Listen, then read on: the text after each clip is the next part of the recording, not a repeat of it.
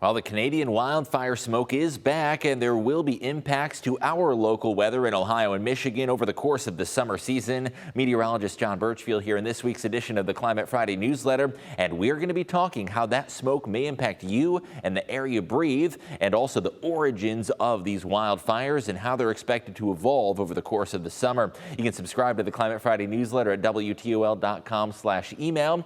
And let's talk wildfires, a recurring theme of last summer is likely to be another theme that is repeated this year around. Now, Air Quality Index, or AQI, here's a quick refresher on how the air quality can be impaired. Even though we are hundreds of miles away, we are seeing moderate air quality. If you're watching this on Friday, the AQI is expected to be at a 65, which is in the moderate category.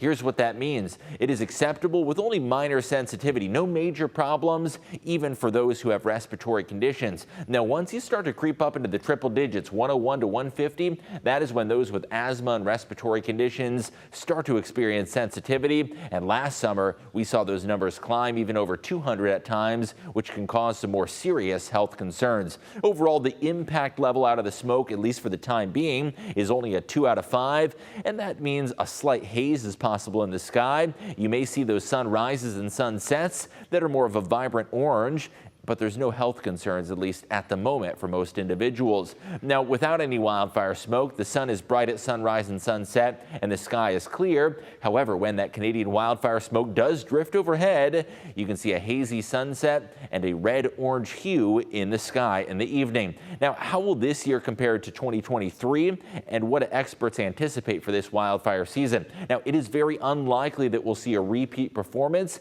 However, there are some similarities that are making some signs of concern for this wildfire season. Now, I do want to recap 2023 and that historic year of Canadian wildfires. This smoke traveled to a good portion of the United States, including New York City. Now, a couple days before the wildfire smoke arrived in the middle of June, you can see that crystal clear view of the skyline. A couple days later, wow, certainly looked like a sight out of Mars. You may remember those sights. Earth cams captured this one really excellently. Hopefully a sight that we do not see. The AQI, or Air Quality Index, climbed over 300 in New York City. Now, it was a historic Canadian wildfire season with 45 million acres burned, the worst wildfire season on record in observed history. So far this year, we have seen a little over 1 million acres that have burned, so seeing some signs that it's off to an early start, but not likely to be as bad as 2023. Evacuations were one of the biggest impacts of last wildfire season. There were 235,000 who were displaced due to those wildfires to our north and northwest. Now, why exactly was last year's wildfire season so bad? You may remember that a lot of those fires occurred in remote areas, so they were difficult for crews to access, and a lot of times they had to access them via helicopter or aircraft to drop on some solvents to get rid of the fires. It was a game of whack-a-mole as well. In other words, one fire, when it was extinguished, another one started, and it was really hard to stay on top of eradicating all of those fires. Also, a shortage of firefighters and a priority of human life rather than extinguishing every single one of them. Certainly hoping we do not see a repeat performance, but there is currently an ongoing drought in much of Canada, and approximately 50% of the country is under a state of drought, and that could predispose another active wildfire season. Now, the drought monitor, needless to say, across Ohio and Michigan, there is not a drought, and we are in an excess of rainfall. To the west, though, a very different story. There are drought conditions in some of the Great Plains states. Down in New Mexico and Arizona, that is where the worst of the drought is concentrated. Across the northwest, in portions of Idaho and Montana, there is a lack of rainfall, and that is something that has occurred in Canada as well. So where are these fires coming from? A good portion are in the province of British Columbia. We're seeing some fires that are located to the northwest of Edmonton, northwest of Calgary, and northeast of Vancouver. 1.1 million acres have burned so far, and there are 43 active large fires, most of those well to the north and west of us.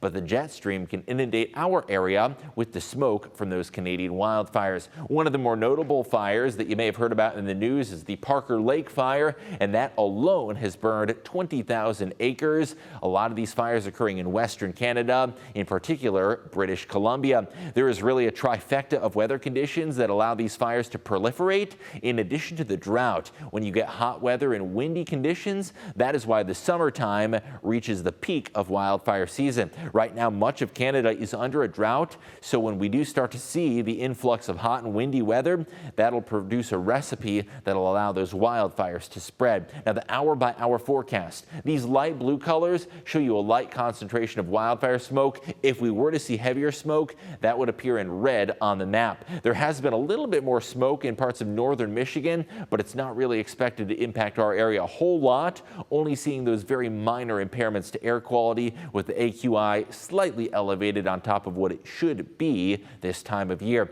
Now, inevitably, those Canadian wildfire smokes will play a role in our weather here over the summer, and we're going to continue to keep you updated. If you're not already subscribed, WTOL.com/email. New Climate Friday content coming each and every week. We'll see you next time.